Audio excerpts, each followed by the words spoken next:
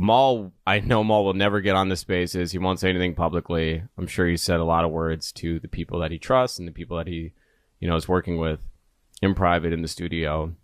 Because I used to be in the studio and I used to hear what Mal would say about people, which is fine. But to Mal's credit, he'll never speak publicly about this stuff. So I want to make it clear, like the distinction here is, I know they're packaged as a duo, but I'm only speaking to Roy because he's the one that's been speaking. So then I had the thought, I said, okay, well, you sat next to him for years, him meeting Joe. And back then we knew all that we know now. And I'm alluding to the DV and all the stuff that you have also said you believe is true. But for $40,000 a month,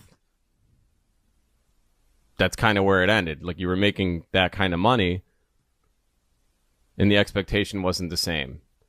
So then I thought, okay, well, was it because the show was too entertaining?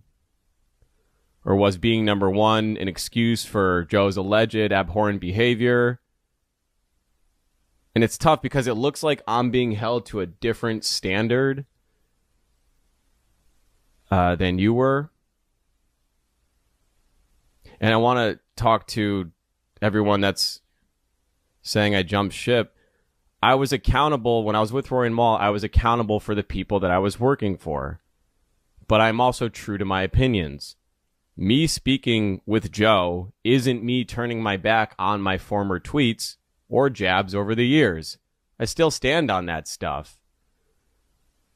I just think Joe and I can talk, as does he, as you saw in the space. What's good, people? It's your boy The Kitchen. Now it looks like Julian is fighting back against Rory. Yes, Rory would go on a space last night and he would berate Julian for talking to his arch nemesis Joe Budden.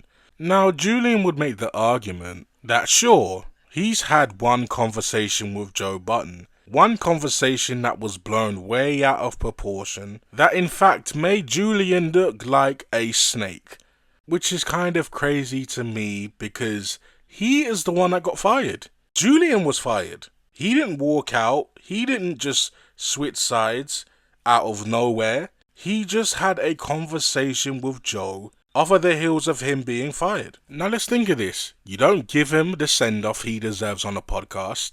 And the initial reason why you acknowledge Julian was because of the fans. The fans asked questions. The fans wanted to know what happened to Julian. So if the fans didn't say anything, you guys would have just moved on like nothing happened. And when you sent him off his way, you guys didn't wish him the best. Julian announced a podcast. You guys didn't support it. No one mentioned it on the pod. You guys just kicked him to the curb. And now you expect him to be loyal to you? I don't get that. And now Rory is saying that Julian is coming off as a hypocrite. He didn't say it, but he was alluding to it. He also sent shots at Maul as well for being a hypocrite. These two guys were Joe's best friends for years. They've had endless of conversations, parties at the compound, hundreds of encounters with women. So these two guys know Joe more than he knows himself. So Rory and Maul, because I feel like Maul obviously knows all about this, but he just doesn't post anything. If anything, he just posts laughing emojis on Twitter. He's very fake mysterious. But Julian did say, and I don't think he said this by accident, Julian said that he knows how Maul acts behind the scenes. He knows Maul. Behind the Twitter profiles, behind the IG profiles, behind the fake personas on the podcast that he tries to put on. He knows Maul behind the scenes. And he knows how he thinks. But what do you guys think? Do you guys think that Julian did in fact go too far when he had the conversation with Joe? Because the optics do look crazy and Julian seems like a pretty cool guy. He doesn't seem like he's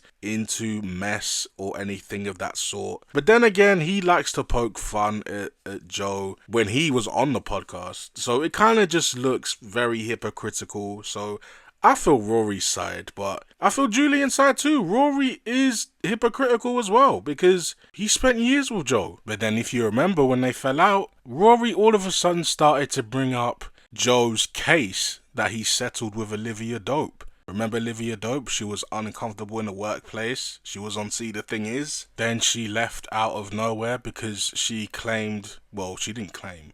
It was actually on video that Joe was being very pushy with her, sexualizing her every couple minutes on that podcast. It was just a lot. I say this to say this. Rory protects these friendships when it's convenient. That's all I'm saying. But like I said, let me know in the comments. Till next time, it's your boy The Kitchen. Deuces. I also saw it in a different space, not in the space from last night. Someone had sent me or posted it somewhere. I came across it, and it was like Rory had said, this was the line from it. Rory said he would have given me a proper send-off and even promoted my podcast and, quote, held me down until I got going. But after I got fired, I believe 3 or so episodes came out of the podcast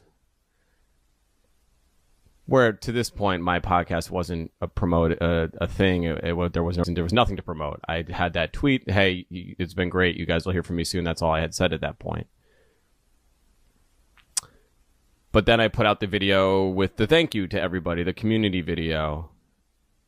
And, no support there. Fine, I didn't expect anything. But then I made the podcast announcement. No support there. Which, again, I don't expect anything. But I just find it odd that, like, you're saying you would have given me a proper send-off. You're the owner of the company. You can do that thing. You can do it. You're the person in the position of power to give me the proper send-off. You could have given me the send-off that you said you would like to have instead of the 20-second footnote that I was given at the end of an episode sandwiched between a Patreon plug. And then the thing with holding me down is interesting because that doesn't add up to me. That's an oxymoron. You didn't want to pay me more when I was working. And as a business decision, you fired me, which I get. But then you're saying, well, there's a world where we could have paid you. I would have opened up my wallet even though I fired you just to get you back on your feet. That confuses me. I was working. 3 years I was working. I was doing work. But you want to pay me because after I get fired?